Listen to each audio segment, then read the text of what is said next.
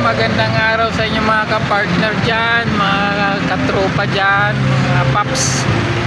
Doon nga pala sa mga nag-comment doon sa upload ko, yung tungkol sa pag-transfer ng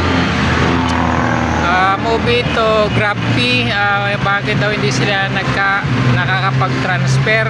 Ito lang sabihin ko, pag-i-check ang pagpapile nyo doon sa Grab, yung apps ng Grab.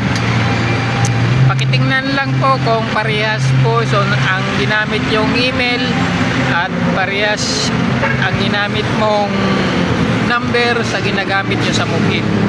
So yun po ang mga dahilan kapag nagkaiba hindi po kayo makakapag-transfer. Kailangan kung anong gamit nyo sa Mobit na number at email, yun din po ang gagamitin nyo doon sa pag-fill up natin sa Grab apps. So yun lang. So ngayon guys, kung paano naman ituturo ko naman kung paano mag-transfer ng GrabPay wallet to bank account. So dahil mayroon na tayong tinuro na sa GCash, GrabPay to GCash. So ngayon naman GrabPay to bank account. So pwede na i-transfer sa bangko. Kung mayroon kayong bank account, pwede i-transfer natin yung ating GrabPay. So ito pong aking ituturo naman ngayon sa inyo guys. Panoorin nyo ito guys.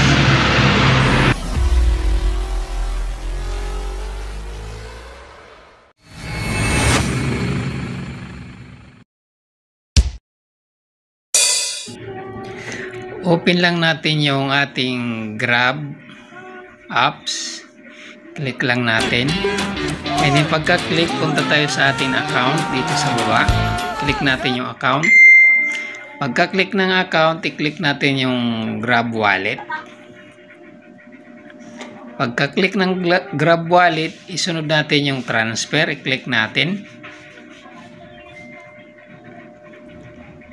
And then, pupunta tayo dito sa another bank account, e-wallet. So, i-click natin yan, yung sa baba.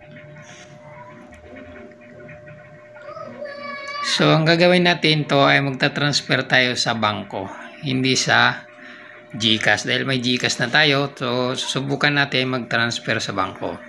So, ngayon ilalagay lang natin yung pangalan natin, first name ng pangalan ng bank account, may-ari ng bank account.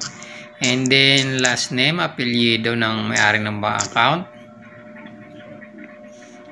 Then, ilagay lang natin yung pangalan ng bangko, kung anong bangko. So, BPI ang ating bangko. So, i-click lang natin yung BPI.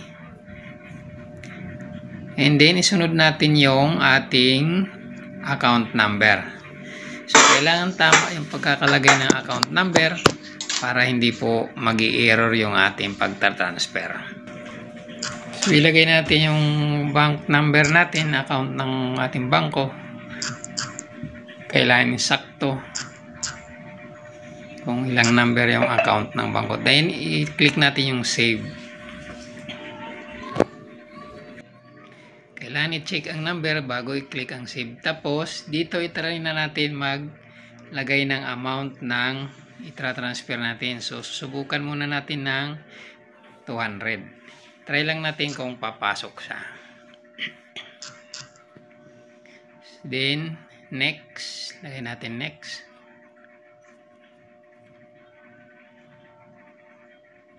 Then, transfer. Click natin yung transfer. Ay, nakalagay na dyan 200.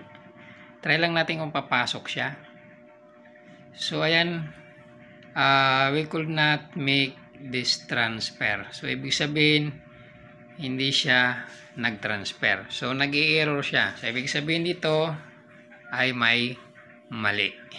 So, kahit gawin natin siyang 300, try natin. Pero ang minimum naman ay 100, dapat pataas. Pinaka-lowest niya ay 100.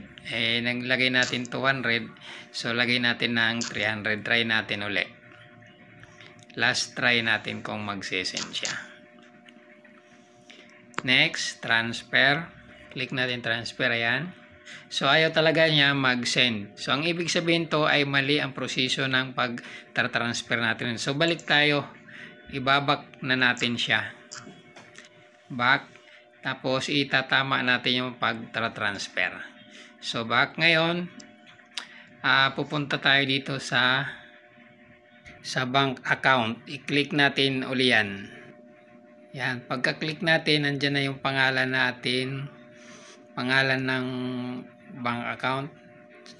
So dito na tayo i-click natin yon, at dito na tayo magta-type ng itra-transfer natin na 200. Then next natin, so na makikita nyo na yan, yung 200 ay nagkaroon na siya ng 15 pesos na bayad yan, payment yan ng transfer. So transfer natin, click natin. So ayan na siya, nag-success na siya, nag-done na siya. Transfer is progress sending. So ibig sabihin success na. So yun lang ang tamang pagta-transfer. So doon sa mga hindi nakakapag-transfer sa GCash, pwede nyo i-transfer sa account. Ayan. Ayan na yung transaction niya. Nandyan lumabas at 215. Wallet transaction. So yan guys, napakasimple, napakadali. Basta masundan mo lang yung sama proseso. So ngayon punta naman natin yung ating bank account. So yung BPI natin.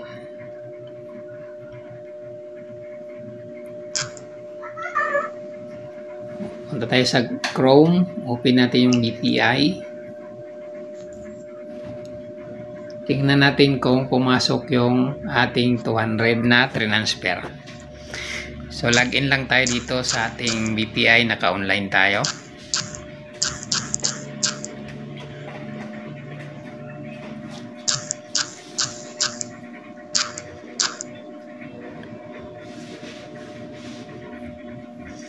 Ayan. So siyempre nanghingi yan ng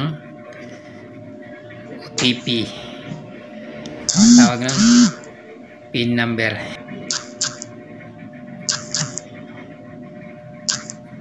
Kalagay ng PIN number, confirm, check na.